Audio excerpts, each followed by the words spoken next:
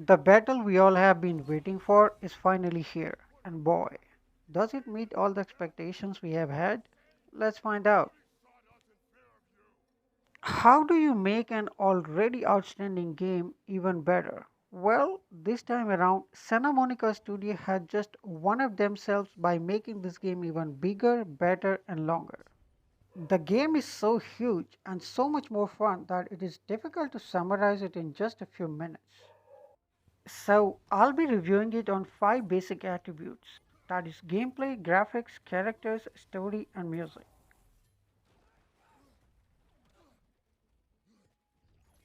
If you have played the God of War 2018, you will find that the gameplay feels familiar and super fun once again.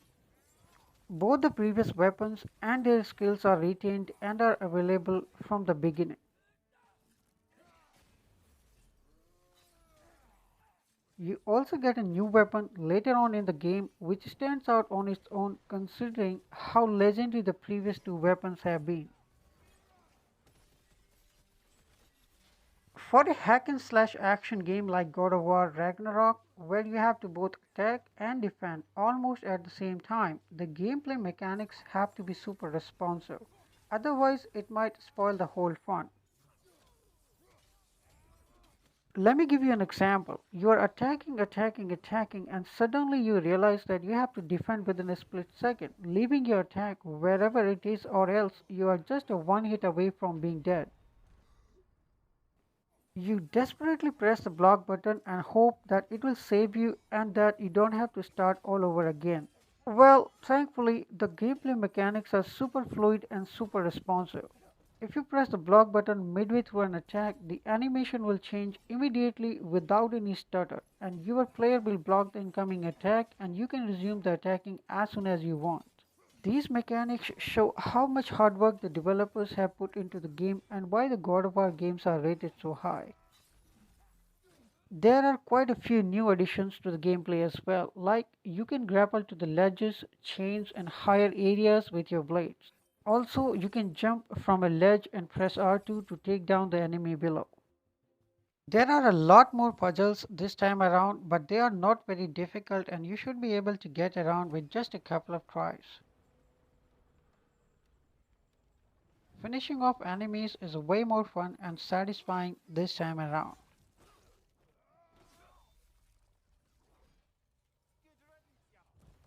The overall gameplay mechanics are excellent throughout the game and you just want to keep continue playing. It is just amazing to see how the gameplay plays without any bugs or stutter throughout the 25 hours long game.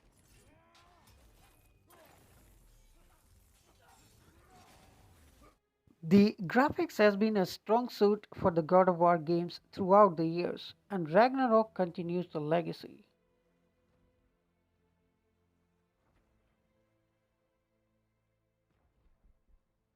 The character details and textures are so fine that you can see even a single hair on their skin, and that is just outstanding by any standards. The costumes are amazingly detailed down to a single thread. The environments are refreshingly much more detailed and have a wide variety than the previous game. Even revisiting the previously visited realms feel different and have amazingly detailed environments. You traverse through snow-capped plains, mountains, vistas, jungles, complicated mechanical machines, caves, and ancient cities.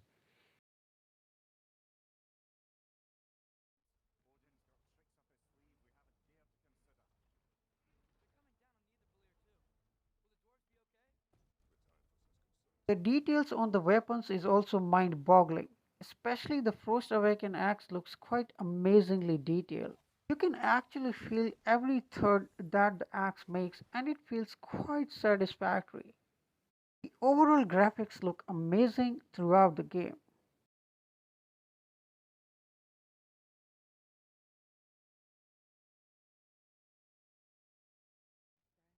There are more characters this time around, and the good thing is that they contribute more to the story.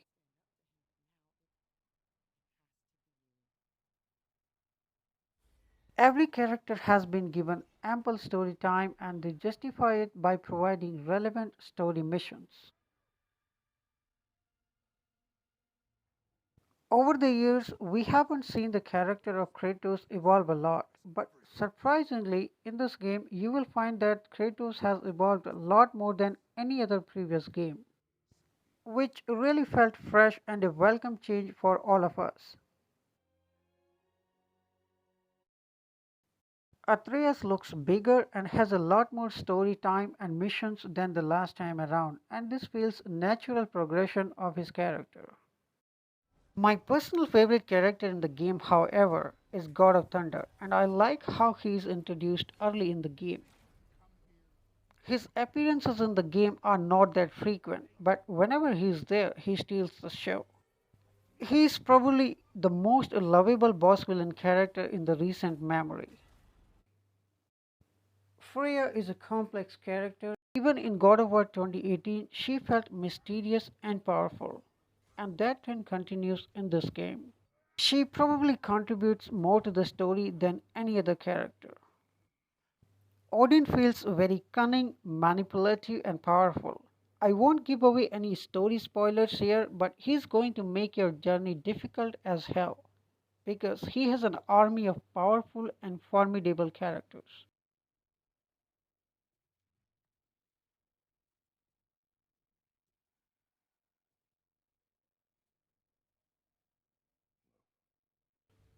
The most interesting character of the game, however, comes later in the game.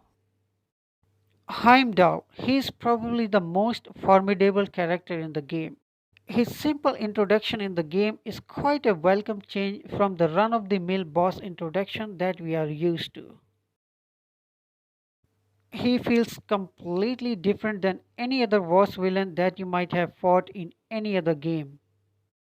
Even Kratos, who has killed many gods across different pantheons, has to do a lot of preparations before going face to face with him. His character felt refreshingly different and original.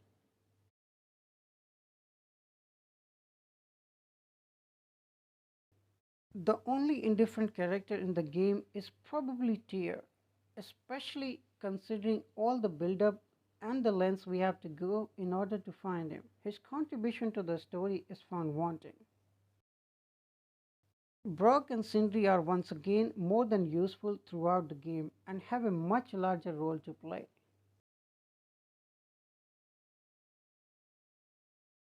You also come across a few other minor characters in the game, but all of them feel part of this story.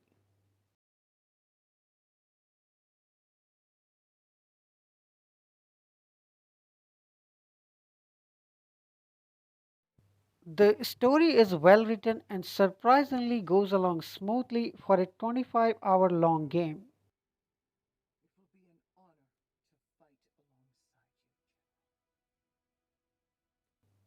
As you progress deeper into the game, all the dots start to connect together and you want to keep on going to find out what happens next. The story picks up pace later in the game and surprisingly holds together for such a long time. All the build up leads smoothly to the end of the game and feels quite satisfactory. The biggest loose end in the story was probably the anger border mission. I personally feel that the entire mission was probably not required and could have been done away with a story cutscene.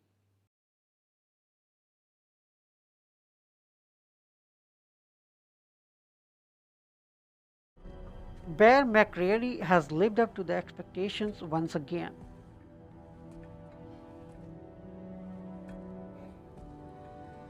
The music score has a heavy and Nordic tone, which is befitting to the overwhelming scale and the setting of the game.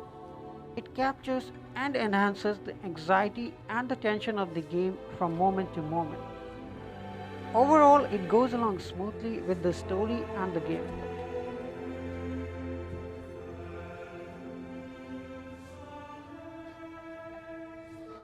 The game is a total blast to play from start to finish. It is so much more fun that you just want to keep playing even after finishing the game. The game doesn't require you to go to all the 9 realms, but The optional realm travel is available to explore all the realms and is quite rewarding with the items to upgrade your weapons, armors, magic, runic attacks, etc. If you have not already played the game, you are probably missing out on one of the best action games ever made, period.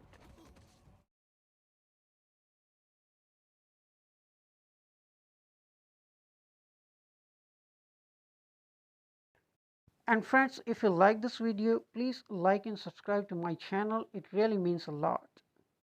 And if you have already completed the game, what is your rating for the game? Please let us know in the comments.